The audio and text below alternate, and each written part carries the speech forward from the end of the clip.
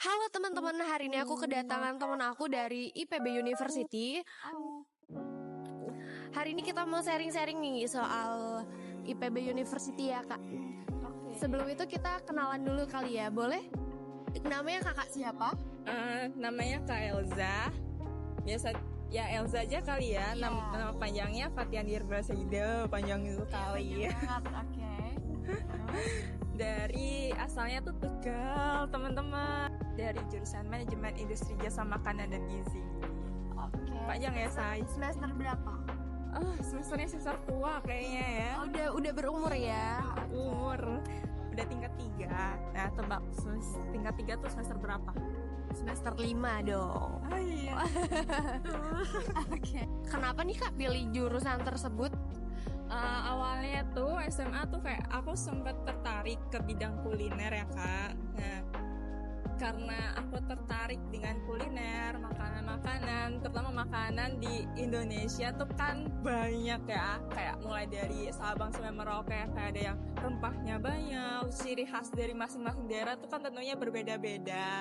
Dan tidak hanya itu, bahkan di program studi ini ternyata lebih dari ekspektasi, yaitu se-Asia gitu. Asia Tengah, Timur, Selatan, semuanya. Jadi karena tertarik sama bidang makanannya gitu dan pengen tahu nih gizi yang terkandung di dalam makanan tersebut gitu. Dia teman-teman inspirasi mana dia terkini. Bisa buat aku nih yang kelebihan berat badan ya. Gitu. Coba dulu nanti dicek ya. Iya, nanti setelah ini aku cek sama bareng Kak Elsa. Yang selanjutnya gimana sih Aulia kenapa bisa masuk IPB University? Nah, jalurnya sih jalur langit ya, langit dan hoki. Masya Allah, tabarakallah. Alhamdulillah. Jadi kayak yang lainnya tuh mungkin lebih pressure-nya ya teman-teman di semester 1 kelas 10 tuh kan semester 1 sampai semester 5 kita harus benar-benar mempertahankan nilai rata-rata rapot kita gitu. Dan nilai rapot terakhir tuh 90 ke atas lah, harus dapat IPB. Yes, harus 90 ke atas biar masuk ke IPB dan jurusan itu. Karena fun fact dari IPB sendiri itu kampus top ya kan di Indonesia ini, dan terutama di program studi aku ternyata banyak yang minat. Peminatnya ada 1.500 kayak banyak ya, saingannya banyak banget ya.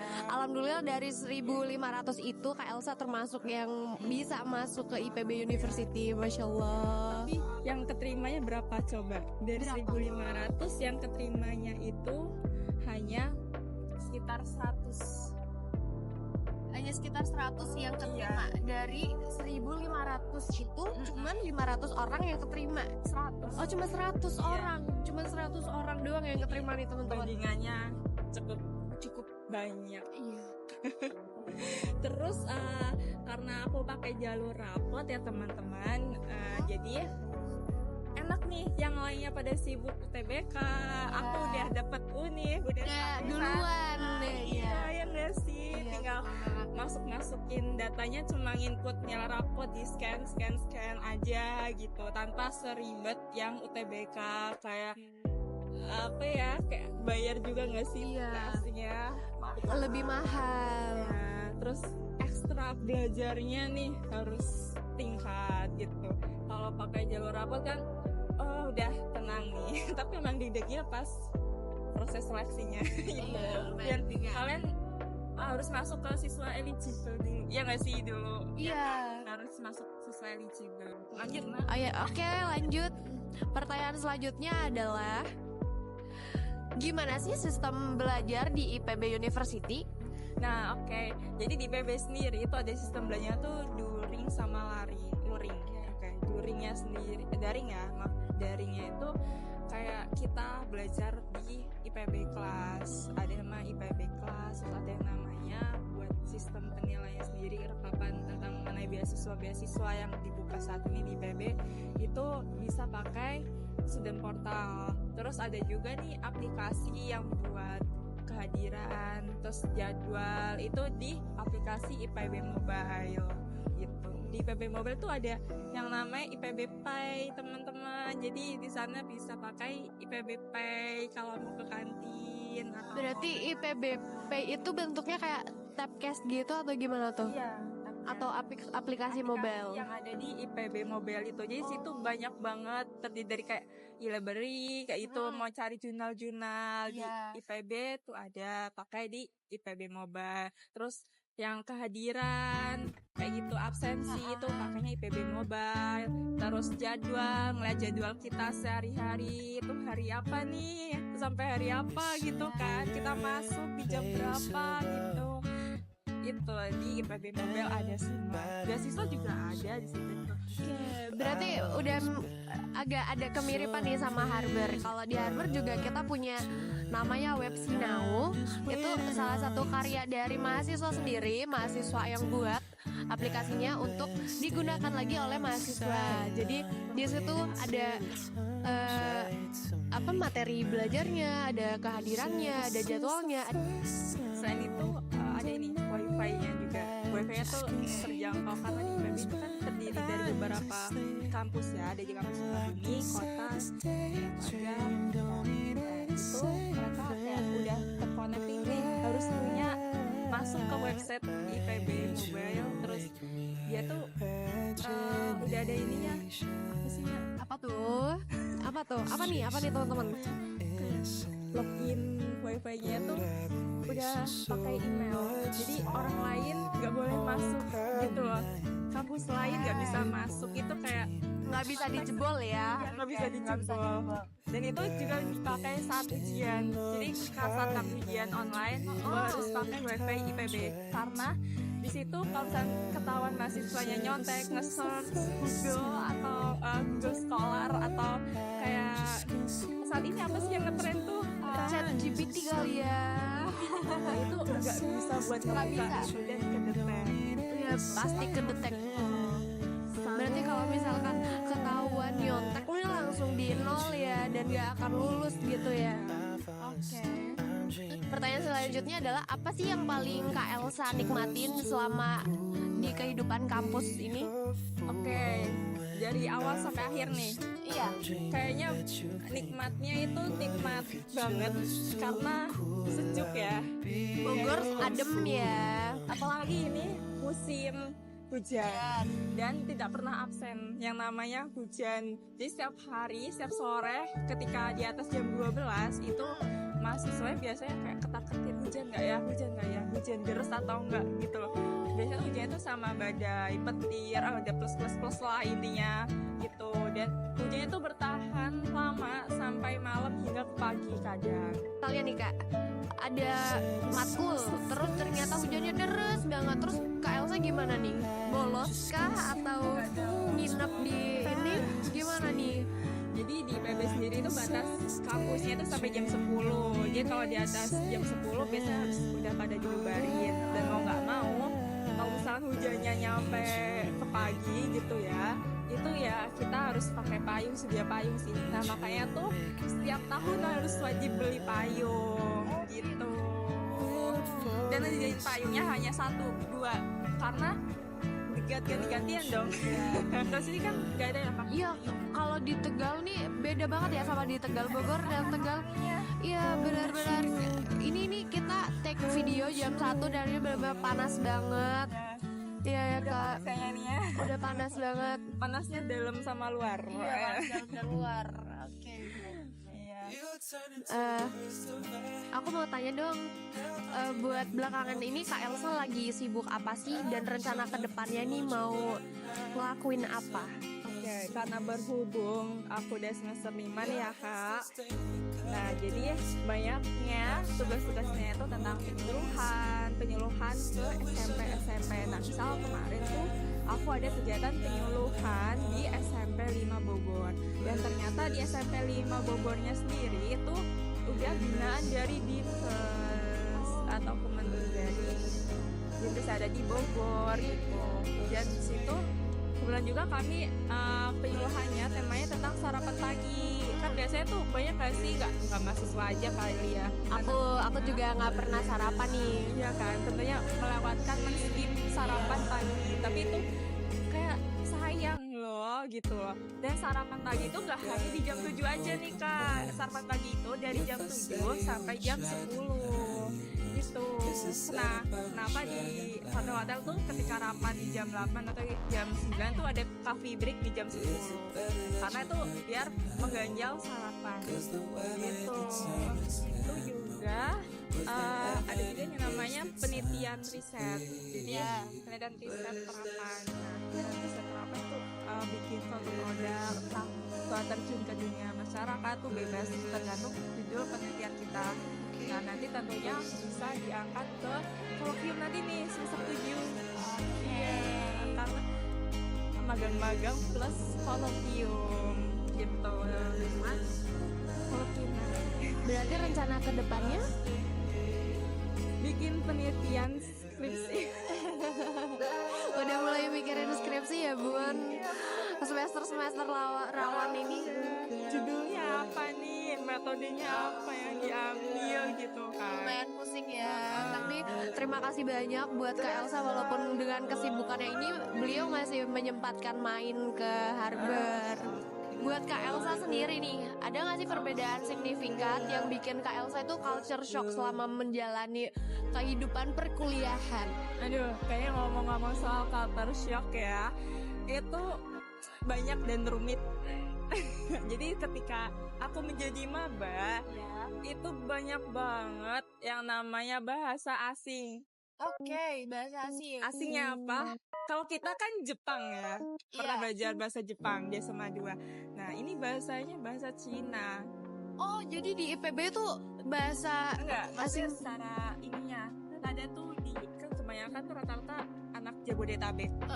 Jadi di situ di Jakarta sendiri ternyata bahasanya itu kalau SMA kayak kita kan bahasa Jepang. Nah, kalau saya tuh bahasa Chinese, Cina. Oh, gitu. Iya. Jadi kayak mulai mengenal tentang goceng, gope, ceban, kayak gitu. Kayak Kita jarang banget ya. berapa tuh harganya? Ceban kok ceban gitu. Oh, cuma gocap gitu. Habis gocap kok tenang gitu. Nah, itu berapa sih? Goceng Pak, goceng gitu. Atau enggak, Bang, goceng dong Bang gitu. Beli ini goceng gitu. Kayak lebih fleksibel. Terus yang ada sih kayak ngomongnya tuh gua lu, terus kayak anjing lu gitu, atau apa tuh kayak Toxic ya gitu. Iya, toxic Kayak gitu. Terus apa lagi ya? Karena bahasa Medan. Kan Medan juga terkenal keras ya. Itu banyak sebenarnya juga dari teman-teman aku yang dari Medan, terus yang membuat ya sama sih, sama-sama keras kayak gitu bahasanya. selama ini kita pikir Tegal nih udah yang paling Tegal keras ya, ternyata masih banyak yang lebih ini. Banyak yang lebih keras dan tahu di PB sendiri itu kalau misalnya ujian nih, nah kemarin tuh kan aku ujian kan tes, kalau telat 1 detik pun, 1 menit 1 detik gak boleh masuk ke ruang ujian. Oh gitu. Iya, Jadi harus tepat waktu. Terus kayak dosen online nih ngajar harus on time. Jadi nggak ngaret sampai 15 menit, ngaret 1 menit tuh kayak ya udah di reschedule karena buat menciptakan suatu generasi yang baik, yang unggul, karena di PB sendiri itu kan menciptakan mahasiswa yang untuk siap ke dunia kerja. Dan tentunya alumni IPB sendiri itu kan banyak tuh yang di BUMN, terus banyak yang di bank. Nah, kalau misalnya IPB isi itu fleksibel banget gitu, jadi bisa keterima kemana aja karena kita udah di under pressure tugas-tugasnya. udah kebiasaan sama tugas-tugas berat yang harus on time tepat ya. waktu juga gitu. Dan kalau misalnya tugas nih telat ngumpulin kan jam 23.59, kalau kita ngumpulin jam 00 atau 00 lebih gitu ya, itu udah gak dianggap, dienolkan tugasnya. Langsung nol ya Kak, tanpa ini, tanpa basa-basi, nol langsung gitu. Ngumpulin tapi ini cepet nol. Gitu. Serem ya. Keras ya. Tapi jalanin aja, kuat kok. Sekuat-kuatnya. Iya, betul. Ini bakal jadi pertanyaan terakhir dari aku nih. Aduh, udah pertanyaan terakhir. Udah masuk pertanyaan terakhir aja. Tapi harus digeledah kayaknya. Iya, banyak nih yang harus diulik tentang IPB University. Harusnya sih aku maunya tanya lebih lanjut ya, cuman karena udah kita mau ada jadwal lain, agenda lain, meeting lain gitu. menurut Kak Elsa sendiri, mahasiswa ideal itu mahasiswa yang seperti apa sih? Yang buat apa nih? Para maba, para semester tua, para apa? Global aja deh, mahasiswa ideal itu tuh mahasiswa yang seperti apa? Kalau mahasiswa ideal itu tergantung dari anaknya, individunya sendiri. Kalau misalnya individunya introvert, ya berarti dia banyakin lomba-lomba. Kalau misalkan yang ekstrovert, dia biasanya organisasi. Tapi yang penting jangan kupu-kupu, kuliah pulang. Harus jadi apa nih kalau nggak kupu-kupu?